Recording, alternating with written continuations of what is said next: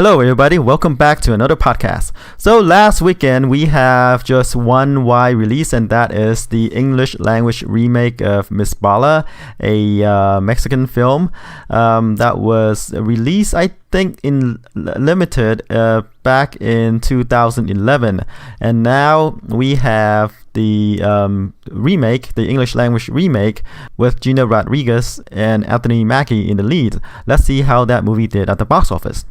Alright, before we get to that movie, let's jump right into the top 10. Coming in number 1 is Glass. It repeated as the number 1 movie for 3 weekends in a row. It pulled in about 9.5 million its third weekend. Drop off is about 50% from the previous weekend. Domestic gross is about 88 million, and worldwide it is at 200 million, with 111 million of that from overseas. And the budget for this movie is only 20 million. So yeah, M. Night Shyamalan is doing well for himself with this reinvention, returning back to lowish budget filmmaking, and it is paying dividends for him and his career. Alright, number 2 is The Upside, the dramedy starring Kevin Hart and Bryan Cranston. Pulled in about 8.9 million in its fourth weekend. Drop off is about 26% from the previous weekend. Domestic gross is 75 million, and worldwide it is only at 81 million. It didn't do that well overseas, and it hasn't opened that wide overseas yet. But typically with these dramedies or comedies, they don't usually travel well because of cultural differences and language barriers. So it only pulled in about 6 million from overseas for a worldwide total of 81 million so far. But the budget is only about 38 million, so it's doing quite well for itself. Alright, coming to number 3 is the new long release last weekend, and that is Miss Bala, the English language remake of the 2011 film, Spanish film. The movie stars Gina Rodriguez and Anthony Mackie in the leads, directed by Catherine Hardwicke of the Twilight and Lords of Dogtown fame. It opened to 6.7 million. I said the movie could probably open to 3.5. My reasoning was because the original, was typically ignored at the box office, and the English language remake probably wouldn't garner that significant of an interest, and it did kind of like a little bit better than the upper end of my projections, so I guess it beat my projections. But I was right there, a little bit better, 6.7 million. But sadly, I think it's going to experience a huge drop off unless it gets positive word of mouth, which seems unlikely because reviews-wise, this movie has a 27% on the tomato meter, which is quite low for a movie of this type. So yeah, about that positive word of mouth, unlikely. Alright, number 4 is Aquaman. It pulled in 4.8 million in the 7th weekend. Drop off is about 34% from the previous weekend. Domestic gross has come to 323 million. And worldwide it is at 1.1 billion, with 784 million of that from overseas. And I said in the previous podcast, Aquaman is the first movie in the Zack Snyder DC cinematic universe to cross the 1 billion barrier, a feat that couldn't be accomplished by Wonder Woman or Suicide Squad, nor the 2 Justice League movies, or the Superman movies as well. But it is accomplished by Aquaman, featuring a character that is kind of like the laughing stock in the Justice League members. So there you go, Aquaman, 1 billion worldwide. Alright, number 5 is Spider-Man Into the Spider-Verse. It put in about 4.4 million over the weekend. Drop off is about 28% from the previous weekend. It lost some theaters as well. Domestic gross is 175 million, and worldwide we're looking at 347 million. So it's doing pretty well. The budget is 90 million. So yeah, it's a way to extend or expand on the Spider-Man branding. And we have the animated version, we have the multiverses, multiple Spider-Man. So potentially we could see all these spin-off movies featuring this character, Miles Morales, African American teenager, as well as the other Spider-Mans as well. Spider-Man or Spider character. Number 6 is Green Book. It's obviously this movie is getting the Oscar bump during the award season. pulled in 4.3 million in its 12th weekend. A drop off is about 21% from the previous weekend. It gained additional theaters. 56 million domestically so far, and worldwide it is at 81 million. Budget is only 23 million, but hey, it's looking good for this movie. It's counting on that award season bump, and it's getting it. Okay, number 7 is The Kid Who Would Be King. It's kind of like a modern take on the Arthurian legend. It pulled in about 4.2 million in the second weekend. Drop offs about 42%. So it didn't open well, and it's dropping off out of the top 10 pretty quick. So after 2 weeks, it pulled in 13 million. This is a movie that I said could probably open to about 20 million, but it didn't do that. It only opened to about 7 million, and it can only go way down from there. And I said the British sensibilities of this movie will drag it down, but I didn't expect it to, not open that well. And maybe it's because there is really no well-known actors in the movie other than Patrick Stewart, but he kind of had a limited part in the movie, playing as Merlin.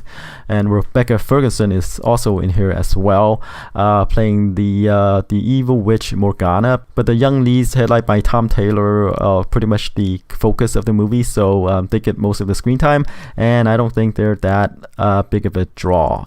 So there you go, The Kid Who Would Be King. Alright, number 8 is A Dog's Way Home. It's based on a book by the same author who wrote A Dog's Purpose. Pulled in 3.5 million in its 4th weekend. Domestic gross is about 36 million so far. All in all, it doesn't do as well. It didn't perform as well as A Dog's Purpose. But hey, the budget's only 18 million, and it has already grossed 50 million worldwide. So it's doing okay. It's going to see some additional life on home videos and streaming sites. So yeah. Alright, number 9 is the horror thriller movie Escape Room. High concept movie about a group of people gathered together, and they have to pass some tests where they have to escape from these various traps that's set up by this mastermind, or else they die. The movie pulled in 2.9 million in its 5th weekend, drop off of about 30% from the previous weekend. Domestic gross is about 52 million, but hey, that's okay. If the budget's only 9 million, and it's doing really well domestically, and worldwide it is at 96 million with 44 million of that from overseas. Yeah, so hey, yay, another triumph of a low budget filmmaking that's paying great dividends domestically and overseas. And closing out the top 10 is the World War I documentary, They Shall Not Grow Old.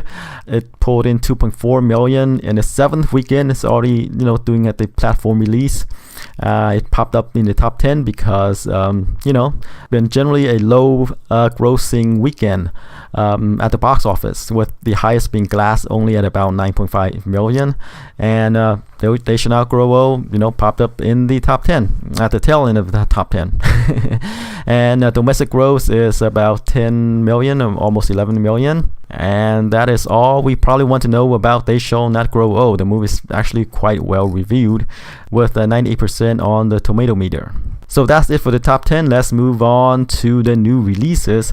And if last week is the lull, kind of quiet period with only one wide release, this weekend we're going to have like 4 wide releases that's crammed into theaters. As you know, some might not perform as well because of the crowded theaters. So we have the action thriller movie starring Liam Neeson, Co-Pursuit. And then the horror movie, The Prodigy, which features a kid who has a dark side. And the rom-com, What Men Want, is kind of sort of like a remake, female version remake of What Women Want, the one that stars Mel Gibson, that one. And then the Lego Movie 2, which should be the biggest of the wide releases this weekend. So let's start off with Co-Pursuit. Liam Neeson movie is February, and what is February without Liam Neeson, right? So he's here back as the man of action himself. Laura Dern is in here, as well as Emmy Rossum. Neeson plays a snowplow man whose son died of a drug overdose, but as he digs deeper, he finds out that there is involvement of a local gang. So he's out for revenge, and as you know, he has this special set of skills that he carries from movie to movie to dispatch, whatever obstacle that gets in his way, and this time it's a local gang. surprisingly well reviewed, 92% on the tomato meter right now. It could drop as more reviews comes in, but unfortunately for Co-Pursuit, outside of the Taken movies, some of his actioners recently hasn't been opening that well or doing that well domestically. Then that's domestically. As point of reference, we have like a Walk Among the Tombstones, which has a 13 million opening and 26 million domestically, and then the Run All Night, 11 million open and 26 million domestically, and recently The Commuter with a 14 million open and a 36 million domestic take. So as you can see, not great opens, not the 20 million plus of the Taken movies, right? And Co-Pursuit, I could fall within that trend as well. This is kind of a smaller movie. It takes place in a small snowy town, mostly him taking out bad guys in this winter wonderland. So I think this movie could probably open to around 10 to 15 million this weekend, maybe on the lower end of that. Alright, next up is the Prodigy horror movie starring Taylor Schilling as a mother whose son, brilliant son, very smart, right? But he has this dark side, he probably likes to kill people. So as a horror movie in February, hey, it goes hand in hand. But like I said, crowded theater with 3 other movies in competition as well. Some of the old releases, although those ones are going down, right? Judging by the box office numbers, the interest levels has waned quite significantly. But Prodigy, a new horror movie in theaters, could satisfy those people who want some, scares in the weekends. But given that, right, doesn't star anybody that's a huge draw, but horror movies, it's in and of itself is the draw, right? The scares, the gore, but it doesn't seem like this one features that much gore, at least from the trailer that I've seen, right? But they don't usually show that much in trailers anyway. Given that, I think this movie could probably open to somewhere in the 5 to 8 million range, mainly because, hey, it's another kind of low-key horror movies about a creepy kid. Dime a dozen, those. Alright, next up is What Men Want, starring Taraji P. Henson and Tracy Morgan. Even retired NBA star Shaquille O'Neal is here. It's pretty much the female version of What Women Want, the one that stars Mel Gibson. After an accident hit on the head, Henson's character can read, the thoughts of men. And she uses that to her advantage, trying to advance her career. So this movie is targeted toward females as well as the African American audience. So we have 2 huge demographics there. Given that, I think this movie could probably open to around 15 million. Alright, let's move on to the biggest release of this weekend, I believe, and that is Lego Movies 2. The first movie opened back in February 7th, 2014 to 70 million and went on to make 257 domestically and 469 million worldwide. And then the subsequent other Lego movie spin-offs, the Batmans and the Ninjago movies, did okay. I mean, especially the Batman movies, but they didn't do as well as the mainline Lego movies. The Ninjago movies pretty much kind of sputtered. So now we get to the sequel. About nearly 5 years later, we have the sequel. And the question is everything still awesome? The Legos movies have been, at least the Lego brand has been going down with subsequent releases, and has the luster gone from the novelty that is the Lego movies, with the jerky motions, blocks and everything. 5 years is a long time for a sequel. The movie is currently well reviewed at 93%, so that's a point in its favor. Could drop, but it probably should hold. If not 93%, it'll probably be around the high 80s. Saying that, I think this movie would open lower than the first movie. The first movie opened to 70 million. I think the luster is off the Lego brand, so I think the sequel could probably pull in somewhere between 50 to 60 million this weekend. Alright, so that's it for this podcast. Tune in next week to see how it did. Until then, take care. Bye bye.